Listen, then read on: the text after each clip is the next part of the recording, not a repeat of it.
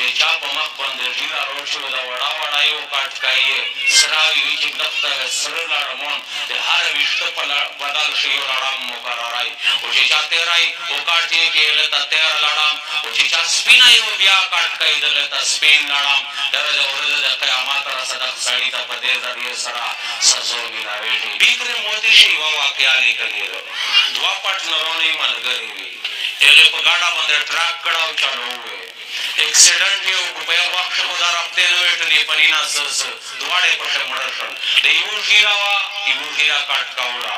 د کمیټې ولو لګېدل دواړه یې وغوستل کفن دفن یې ویل کړ شاخ یې کړل امونات یې مځکې ته ویل کړل د کربن ګوند پکښې شریږي چې ویش کسان ورکړي میاشت وې تېروي دوې وې تېروي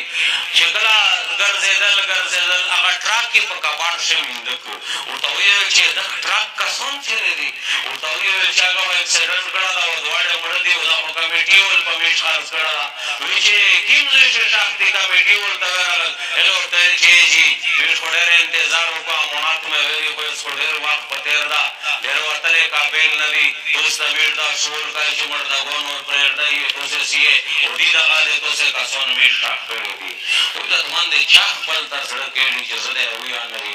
دې مجبور شول په دا خبره چې میږ یې خامخا روپوږي هغې مانع کړ خو دې مجبور کړل کمیټې ول په لګیا شل یو ته قبر ورخلاصوي لګیا دي چې کله یې قبر ورخلاص کړو د کیمو چې ډېره وده تار او تازه پرېتو لکه خبیوله د هغې نه چیکل وړ لبوړ تابوت شی سم کړ او د هغې نه بعد یې بند کړو په اقبل باندې لګیا شل اقبل ته یې قبر چې کله ورخلاص کړ کله یې تابیه ونه لرې کوله د هغ په مخ باندې لړمون شاخ وي او داسې لړمون چې د خولې نه ير چې کله داسې ورکړه هغه لړمونه داسې دې پله روب کړو په مخ یې بیا پټه ورباند کړله او هغه نه بعد یې خورې پتې کړلې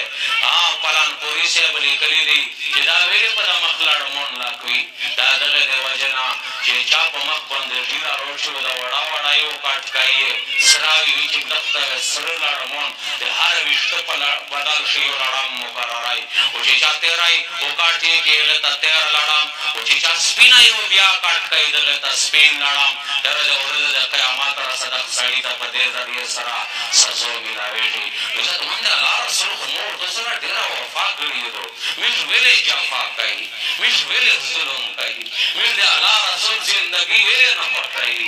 هغه رسول یا شاعر وي واحسن منك لم تر قط عيني واجمل منك لم تلد النساء خلقت مبرأ من كل عيب كأنك قد خلقت كما تشاء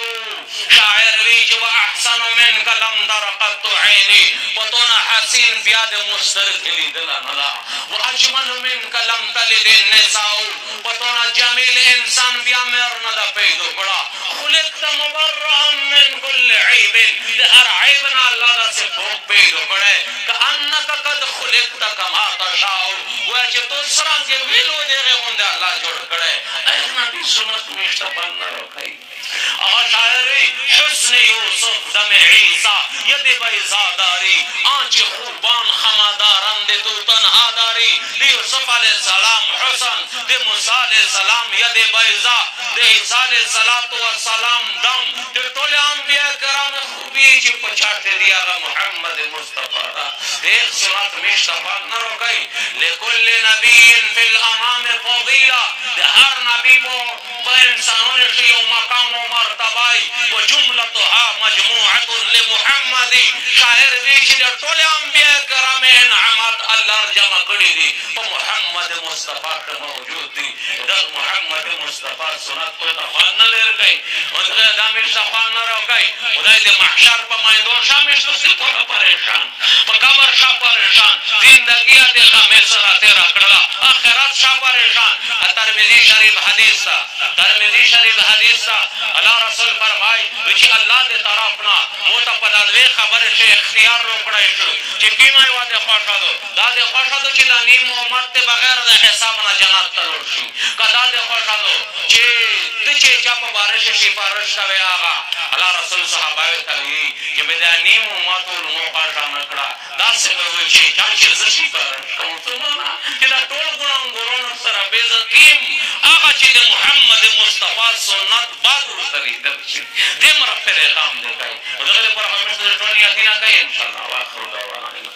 کریم ارحمه د زندگی ګناهونه معاف کړي شرم پردې موضوع دی د مجلس پر دربار شه قبول کې مشته اخلاص سره نصیب کې الله رسول په هر سنت باندې عمل نصیب کې یا الله مشته خپل پناه ته داخل کې یا الله د هر شر نه محفوظ کې یا الله کله مې چې مړاوي په داسې وخت شمار ورولې چې تر وزیوي